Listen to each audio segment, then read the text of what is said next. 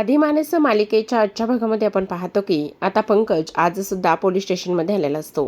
त्याला आज जाणून घ्यायचं असतं की आज तरी त्याचा माल आणि पैसे परत मिळत आहेत की नाही म्हणून, आणि त्यासाठी तो पोलीस स्टेशनच्या फेऱ्या मारत असतो.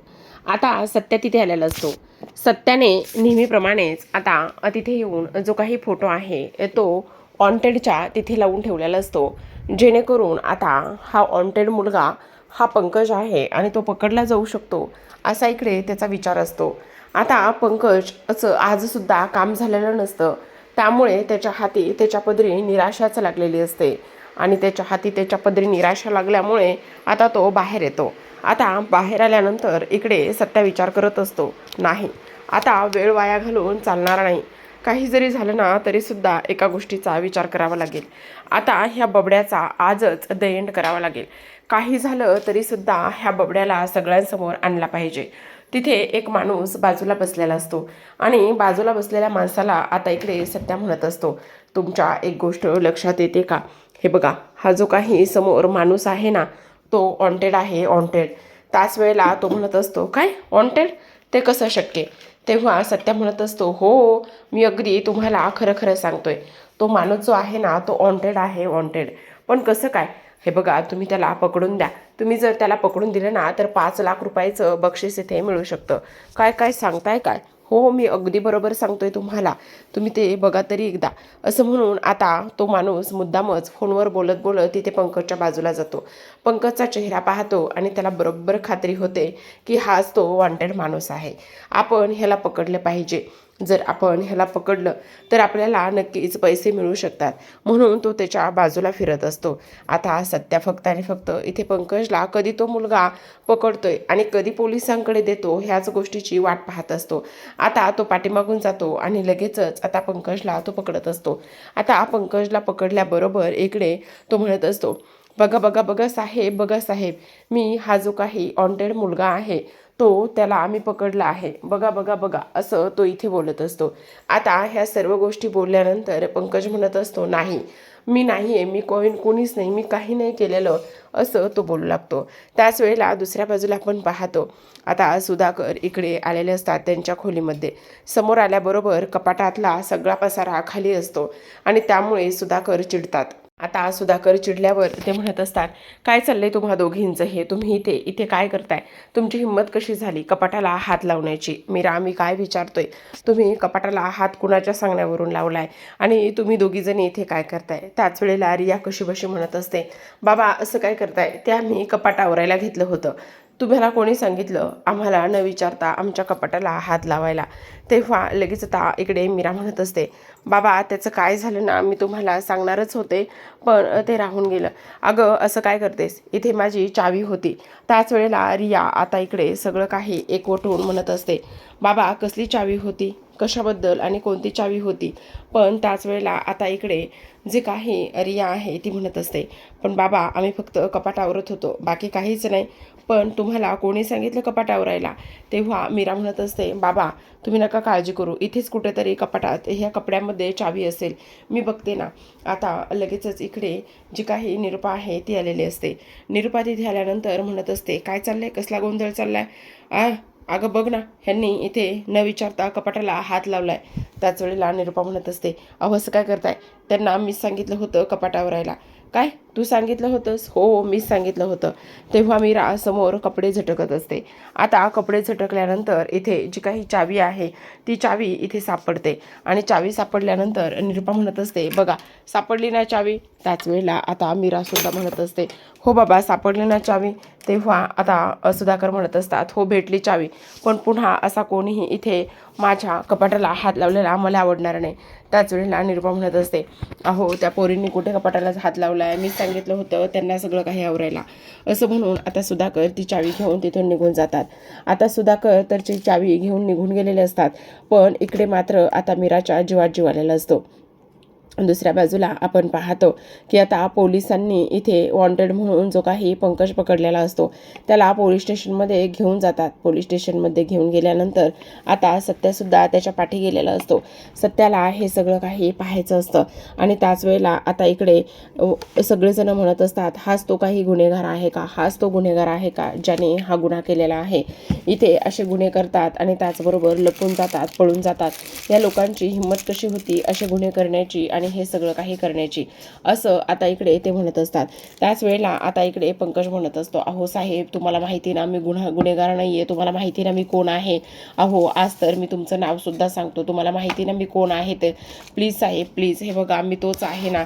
इथे मी GSTचं बिल न बनवता 5 लाख रुपयांचा माल इथे विकला होता आणि त्यानंतर तुमच्याकडे मी पोलीस कंप्लेंट घेऊन आलो होतो. माझा माल पण गेला, माझे पैसे पण गेलेत, हे सगळं मी तुमच्याकडे घेऊन आलो होतो ना. साहेबराव, तुम्ही मला ओळखताना राव, मी तुमच्याकडे कंप्लेंट केली, तुम्ही सांगितलं होतं ना 2 दिवसात काहीतरी निकाल लागेल, माल वगैरे भेटेल किंवा आणखी काही गोष्टी होतील म्हणून. साहेब प्लीज, मला तुम्ही ओळखता. आज तर हवं तर मी तुमचं नावसुद्धा घेतो. हे बघा प्लीज, तुम्हीच आता माझा आधार आहात. तुम्ही असं नका ना करू साहेब, नका ना करू, असं आता इकडे तो बोलू लागतो. त्याच वेळेला आता इकडे सत्या म्हणत असतो, म्हणजे हा सगळा असा झोल आहे, ह्या सगळ्या गोष्टी अशा होत आहेत आणि म्हणूनच पंकज इथे फेऱ्या मारतोय. म्हणजे ह्या पंकजने GSTचं बिल न घेता माल विकलाय आणि GSTचं बिल न घेता माल विकल्यामुळे हा सगळा काही गोंधळ असा होत चाललाय, असा सुरू आहे. ही गोष्ट सत्याच्या आता लक्षात आलेली असते. आता पंकज जो आहे तो स्वतःची कॉलर पकडतो आणि म्हणत असतो, हो साहेब, मीच केले ते सगळं काही. त्याच वेळेला आता सत्या आतमध्ये जातो. सत्या आतमध्ये गेल्यानंतर म्हणत असतो, 1 मिनिट साहेब. तेव्हा आता इकडे ती लोक म्हणत असतात, तुम्ही कोण? मी त्याचा भाऊ. त्यावर पोलीस म्हणत असतात, अरे सत्या, हा तुझा भाऊ आहे? हो साहेब, हा माझा भाऊ आहे. सॉरी, पण माफ करा, इकडे ह्याच्यामुळे तुम्हाला थोडासा त्रास झाला. आणि आता इकडे सत्या पंकजला म्हणत असतो, खरं खरं सांग पंकज, इथे आत्ता हे सगळं काही पोलिसांसमोर तू सांगितलं ते समजा खरं आहे? तेव्हा पंकज म्हणत असतो, हो ते सगळं काही खरं आहे. तेव्हा सत्या पोलिसांना रिक्वेस्ट करतो. तो म्हणत असतो, सॉरी साहेब, माझ्या भावामुळे इकडे आता तुम्हाला त्रास झाला, पण हा जो काही निर्णय आहे, हा जो काही निकाल आहे ना, तो आम्ही आता कोर्टामध्ये, आमच्या घरच्या कोर्टामध्ये लावू, तुम्ही नका काळजी करू, असं म्हणून सत्या आता पंकजला तिथून घेऊन निघालेला असतो. आता आपण पाहतो की इकडे आता सत्या म्हणत असतो, हे बघ, GST बिल न घेता माल विकणं हे कायद्याने गुन्हाच आहे. पण सॉरी साहेब, तुम्हाला एवढ्या सगळ्या गोष्टींबद्दल इथे त्रास झाला, त्याकरिता खरंच अक्षरशः मनापासून सॉरी बरं का, असं सुद्धा आता इकडे तो बोलू लागतो. आता हे सगळं काही बोलल्यानंतर आपण पाहतो की इकडे हा जो काही माणूस आहे, ज्याला पैशासाठी गंडवलं होतं, ज्याला सांगितलं होतं की तो वॉन्टेड आहे, त्याला पकडून दे, तुला पैसे मिळतील, पण तोच आता डोक्याला हात लावून उभा असतो. त्याला तर ह्या सगळ्या गोष्टी काय आहेत हे अजिबात समजत नसतं. दुसऱ्या बाजूला आपण पाहतो की आता रिया आणि त्याचबरोबर मीरा ह्या दोघीजणी उभ्या असतात आणि दोघीजणी उभ्या असल्या कारणाने आता इकडे आपण पाहतो की सगळ्यात महत्त्वाची गोष्ट म्हणजे आता रिया म्हणत असते, फायनली वहिनी, माझा तर अक्षरशः आता इकडे जीव गेला असता. बाबा आले अचानकच आणि त्यांना काय सांगावं काय नाही ह्या गोष्टी मला काही समजेनात बघ. तेव्हा मीरा म्हणत असते, हो, पण आता मला एक गोष्ट सांग, हे कसलं सॉलिड आहे ना, हे कसलं भारी आहे ना, म्हणजे बघ ना, आता आपण इथे ही चावी मिळवली, आता आपण इथे काय करू शकतो ह्या चावीनं. त्याच वेळेला आता इकडे मीरा म्हणत असते, आता ह्या चावीनं आपण सत्यापर्यंत पोहोचू शकतो, म्हणजे खरं काय आहे, खोटं काय आहे, ह्या सगळ्या गोष्टी आपण इकडे शोधू शकतो, असं मीरा म्हणत असते. आता सगळेजण हॉलमध्ये बसलेले असतात. सगळेजण हॉलमध्ये बसलेले असताना आता आपण पाहतो की इकडे लगेचच जो काही सत्य आहे, त्या सत्याने आपल्या पंकजला कॉलरला पकडूनच सर्वांसमोर आणलेलं असतं आणि कॉलरला पकडून सर्वांसमोर आणल्यानंतर आता आपण पाहतो की इकडे सगळेजण उठून उभे राहतात आणि तेव्हा पंकज म्हणत असतो, सत्या सोड ना मला, सत्या सोड ना मला, काय करतोयस हे मारू नकोस ना सत्या, सोड मला. तेव्हा लगेच आता इकडे सत्या म्हणत असतो, हो सोडणार तर आहेच, पण सगळं सत्य सांगायचं. जोपर्यंत सगळं सत्य पोपटासारखं बोलत नाही तोपर्यंत सांगणार नाही. हे बघ, असा धू होईन ना की काही विचारू नको, सगळं सत्य सांग. पुन्हा तुम्ही कोणी म्हणायचं नाही की मी ह्याला का मारलं म्हणून. आणि तेव्हा तो त्याला पुन्हा विचारू लागतो, बोल, खरं खरं सांग सगळं काही. हे बघ, बोलणार आहेस की नाही? तुला मी काय विचारतोय, जे काही आहे ना ते सगळं सगळं खरं खरं सांगायचं, असं सुद्धा आता इकडे ते बोलत असतो. हे सगळं काही बोलल्यानंतर आता आपण पाहतो की इकडे लगेचच पंकज म्हणत असतो, हो. तेव्हा सत्या म्हणत असतो, बाबा, ह्याने काय केले तुम्हाला माहिती का? ह्याने घरातले दागिने विकलेत. ह्याने 5 लाख रुपयाचा फ्रॉड केलाय. ह्याने घरातले दागिने नेऊन विकलेत. तेव्हा इकडे आता सुधाकर म्हणत असतात, काय 5 लाख रुपये? अरे पण मी तुला 5 लाख रुपये दिले होते ना, मग 5 लाख रुपये तुला पुन्हा कशाला लागत होते? तेव्हा लगेच आता इकडे हे सगळं काही बोलल्यानंतर आपण पाहतो की पंकज म्हणत असतो, त्याचं काय झालं ना, इकडे काही लोक आले आणि काही लोकांनी मला असं सांगितलं की तुम्ही इथे 5 लाख रुपयाचा माल विका आणि आम्हाला द्या, आणि तो माल इथे विदाऊट GSTचं बिल बनवू नका आणि मग तो माल आम्हाला द्या. आणि मी त्यांचं ऐकलं आणि बिल बनवलं नाही आणि त्या लोकांना तो माल मी दिला. त्या लोकांना तो माल मी दिल्यानंतर आता तुम्हाला एक गोष्ट सांगू का बाबा, खरं पाहायला गेलं ना तर इकडे सगळ्यात महत्त्वाची एक गोष्ट झालेली आहे, आणि ती म्हणजेच की त्या लोकांनी मला पैसेसुद्धा दिले. आणि त्या लोकांनी मला पैसे दिल्यानंतर आणखी एक महत्त्वाची गोष्ट झाली, आणि ती म्हणजे की त्यांनी ती कॅशसुद्धा माझ्याकडून परत घेऊन गेले. आणि त्यामुळे माझा हा सगळा काही खरं तर माझ्यासोबत फ्रॉड झाला आहे. मी काही नाही चूक केली. आणि तेव्हा लगेच आता इकडे तो म्हणत असतो, खरं तर मम्माकडे मी पैसे मागितले होते. ह्या सगळ्या गोष्टीमध्ये मम्माची चूक आहे. मम्माने मला पैसे दिले नाही आणि सत्याने बनवलेला तिच्यासाठी 2 लाखाचा हार आणि त्यानंतर इकडे मीराचे दागिने तिने मला ते दिले. मला खरं तर इकडे मला पैसे हवे होते, पण ह्या सगळ्या गोष्टीमध्ये मम्माची चूक आहे, असं आता इथे तो बोलू लागतो. त्याच वेळेला आता इकडे पंकज हे सगळं काही बोलत असताना लगेचच आपण पाहतो की इकडे रिया आणि रवी म्हणत असतात, अरे सत्यदत्ता, तू किती मोठी चूक केलीस, किती मोठी माती खाल्लीस. अरे तो क्रिमिनल केलायस, GSTचं बिल न बनवून माल विकून. तू वेडा आहेस का? तू डोक्यावर पडलायस का? तू असं कसं करू शकतो? असं सुद्धा आता इकडे तो बोलत असतो. त्याच वेळेला मीराला तर आता धक्का बसलेला असतो की तिचे सगळे दागिने इकडे सासूबाईंनी दिले आहेत म्हणून. आता इकडे जे काही निरूपा आहे ती म्हणत असते, पण ह्याने माझ्याकडे दागिने मागितले तर फक्त आणि फक्त 4 दिवसासाठी. 4 दिवसानंतर हा सगळे दागिने परत करणार होता. मला कुठे माहिती की हा दागिने इकडे विकून खाणार आहे म्हणून. मला ह्या सगळ्या गोष्टी नव्हत्या माहिती. आणि काय रे पंकज मूर्ख, माझ्याकडून दागिने तू घेऊन गेलास. दागिने घेऊन गेल्यानंतर काय सांगितलंस की 4 दिवसानंतर मी तुला ते दागिने परत देतो, पण ते दागिने तू परत दिले नाहीस. आणि मग काय केले ते दागिने? त्याच वेळेला आता पंकज म्हणत असतो, मी ते दागिने इकडे घेऊन गेलो, पण मी ते दागिने घेऊन गेल्याच्या नंतर एक खूप मोठी गोष्ट झाली. आणि ती मोठी गोष्ट म्हणजे की आता जे काही दागिने होते ते दागिने मात्र इकडे त्याने मला 5 लाख रुपये भेटत नव्हते, म्हणून मला शेवटी ते दागिने मोडावे लागले. असं म्हटल्याबरोबर आता निरूपा त्याच्या सनकन कानाखाली जाळ काढत असते. त्याच्या सनकन कानाखाली वाजवल्यानंतर ती म्हणत असते, मूर्ख, अक्कल बेअक्कल, तुला लाज वाटते का ह्या सगळ्या गोष्टी करण्याची? तुझी हिंमत कशी झाली हे सगळं काही करण्याची? आणि त्याहूनही सगळ्यात महत्त्वाची गोष्ट म्हणजे मी तुला दागिने दिले होते, आणि दागिने दिल्यानंतर तू असं कसं वागू शकतोस? मी तुला सांगितलं होतं का की दागिने ते तू विकून खा म्हणून? तू म्हटला होता 4 दिवसात ते दागिने परत देईल म्हणून. अरे कितीतरी दिवसाने इथे सत्याने माझ्या वाढदिवसाला माझ्या आवडीची काहीतरी गोष्ट आणली होती. ते सुद्धा इथे सोन्याचा नेकलेस आणला होता. आता इकडे सुधाकर म्हणत असतात, अगं निरूपा, पण ते दागिने तू परस्पर कोणाला विचारून दिलेस? तुझी हिंमत कशी झाली त्याला दागिने देण्याची? अगं मी त्याला आत्ताच 5 लाख रुपये दिले होते आणि तरीसुद्धा तू असं केलंस. त्याच वेळेला आता इकडे निरूपा म्हणत असते, हे बघ सत्या, काही जरी झालं ना तरीसुद्धा तुला एक गोष्ट सांगते, ह्याला अजिबात तू माफ करू नकोस. काही जरी झालं ना तरीसुद्धा ह्याला तुला जी काही शिक्षा द्यायची आहे ना ती तू ह्याला शिक्षा दे. आता इकडे सत्या मनामध्ये विचार करत असतो, आज मात्र इकडे कहरच झालाय. चक्क निरूपा इकडे माझी बाजू घेऊन इकडे बबड्याची धुलाई करते, बबड्याला मारते. हे मात्र कसं शक्य? आता इकडे आपण पाहतो की हे सगळं काही होत असताना आता इकडे जो काही पंकज आहे तो म्हणत असतो, मम्मा प्लीज ग, मला माफ कर ना मम्मा, प्लीज प्लीज, मी काय काय काय सांगतोय ते एकदा ऐकून तरी घे ना. पण तरीसुद्धा आता इकडे निरूपा म्हणत असते, अजिबातच नाही. तुझ्यावर विश्वास ठेवण्याचा आणि तुझ्यावर माया करण्याचा, जीव लावण्याच्या तू लायकीचाच नाहीयेस, असं सुद्धा आता इकडे स्पष्टपणे निरूपा म्हणत असते. तेव्हा आता इकडे सत्या म्हणत असतो, आणखी एक सगळ्यात महत्त्वाची गोष्ट मी तुम्हाला सांगतोय, आणि ती महत्त्वाची गोष्ट म्हणजे आता आपल्याकडे 2 गाड्या आहेत. आता आपल्याकडं 2 गाड्या असल्या कारणाने एक गाडी तर मी चालवतो, पण एका गाडीवर मी ड्रायव्हर ठेवला आहे. आता उद्यापासून तो गाडीवरचा ड्रायव्हर मी काढून टाकतोय, आणि उद्यापासून त्या गाडीवरचा ड्रायव्हर मी काढून टाकल्यानंतर तुम्हा लोकांना एक गोष्ट करायची आहे, म्हणजे पंकज, खास करून तुला त्या दुसऱ्या गाडीचा ड्रायव्हर व्हायचा आहे.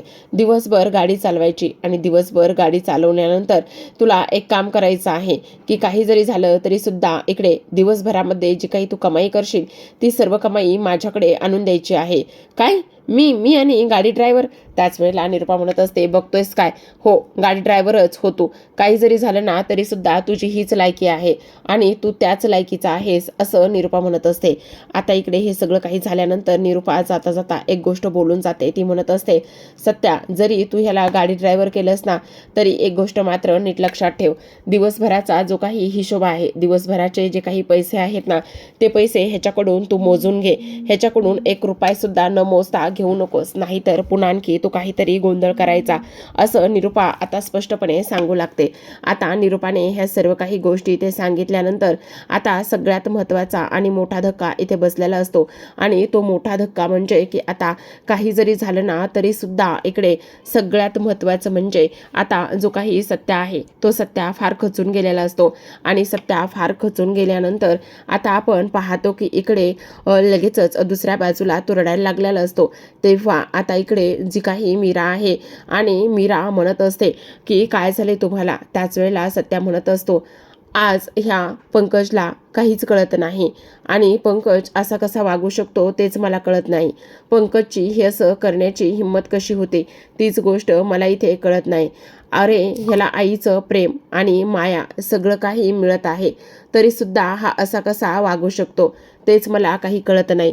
प्रेम आणि आईची माया ह्या सगळ्या गोष्टी मिळण्यासाठी आपण काय काय करतो हे सगळं त्याला इथे समजायला हवं ना, पण त्याला त्या गोष्टी अजिबात समजत नाही, असं सुद्धा इकडे तो बोलत असतो. तेव्हा मीरा त्याला समजावत असते.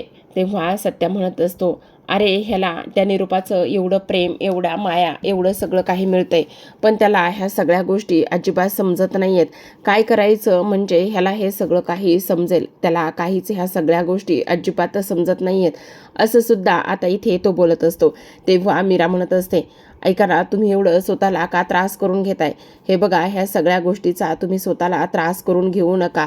कसं असतं ना, बघा आता मला एक गोष्ट सांगा, चंद्र आणि सूर्य ह्यांची किंमत कधी कमी होते का? हे बघा, प्रत्येकाची एक वेळ असते. जेव्हा इकडे आता जो काही सूर्य आहे, सूर्य जेव्हा दिसतो त्यावेळेला चंद्राची किंमत कमी होते का? नाही. जेव्हा चंद्र असतो तेव्हा सूर्याची किंमत कमी होते का? नाही. मग तुम्ही स्वतःला एवढं कमी का समजताय? आणि तुम्ही असं अपसेट राहिलेलं मला अजिबात आवडत नाही बरं. सत्या म्हणजे सांगलीची शान, सत्या म्हणजे प्रत्येकाच्या चेहऱ्यावरचं हसू, सत्या म्हणजे अजून काय? त्यावर आता इकडे सत्या म्हणजे सत्याची होणारी ती कॉलर टाईट, ह्या सगळ्या गोष्टी तुम्हाला माहिती आहेत ना. मग हे सगळं माहिती असताना सुद्धा आता इकडे हे सगळं असं करण्याची काय गरज आहे, असं सुद्धा आता इकडे जी काही मीरा आहे ती बोलत असते. आणि जोपर्यंत हा सत्य हसत नाही, सत्यावरच्या चेहऱ्यावर हसू येत नाही, तोपर्यंत अजिबात शांत बसायचं नाही, असं सुद्धा आता इकडे जी काही मीरा आहे ती सत्याला बोलत असते, आणि त्याच्या चेहऱ्यावर हसू आणत असते. आता सत्याच्या चेहऱ्यावर हसू तर आणलेलं असतं. तर प्रेक्षकांनो, आजच्या भागामध्ये एवढंच. उद्याचा भाग फार इंटरेस्टिंग असतो. सत्याची सत्यागिरी काही केल्या संपत नसते. आता आपण पाहतो की इकडे लगेचच जो काही आपला हा आहे म्हणजेच सत्या आहे, तो सत्या अनाऊन्समेंट करत असतो. आणि सत्या अनाऊन्समेंट करत असताना आपण पाहतो की इकडे सगळ्यात महत्त्वाची एक गोष्ट असते, आणि ती म्हणजेच की सत्या म्हणत असतो, बघा बघा सगळेजण एकत्र या. तेव्हा सगळेजण एकत्र आलेले असतात आणि त्याला विचारत असतात की काय चाललंय नेमकं, असं काय होतंय आणि तू काय एवढा आरडाओरडा करतोयस. त्याच वेळेला सत्या म्हणत असतो, तेच मी तुम्हाला सांगण्याचा प्रयत्न करतोय की काय झाले म्हणून. तेव्हा आता इकडे सत्या म्हणत असतो, हे बघा, देविकाच्या बाबांचं लेटर आलं आहे आणि देविकांच्या बाबाचं लेटर आल्यानंतर इकडे आता देविकाच्या बाबा लवकरच इकडे सांगलीमध्ये येणार आहेत, त्यांनी असं सांगितलं आहे. असं म्हटल्यानंतर आता मात्र सगळ्यांना आनंद झालेला असतो, पण देविकाच्या चेहऱ्यावरचा आनंद झटकन उडून गेलेला असतो. कारण मुळात तिचे बाबाच नाही आहेत आणि बाबा नसल्या कारणाने ह्या सत्याने हे बाबा नेमके आणले कुठून, असा सुद्धा प्रश्न आता इकडे तिच्या मनामध्ये असतो. तर आता प्रेक्षकांनो, अशाच नवीन डेली मालिकांचे अपडेट्स पाहायचे असतील, जाणून घ्यायचे असतील तर नक्की चॅनलला सबस्क्राईब करा. भेटूयात उद्याच्या भागामध्ये. तोपर्यंत पाहत रहा साधी माणसं.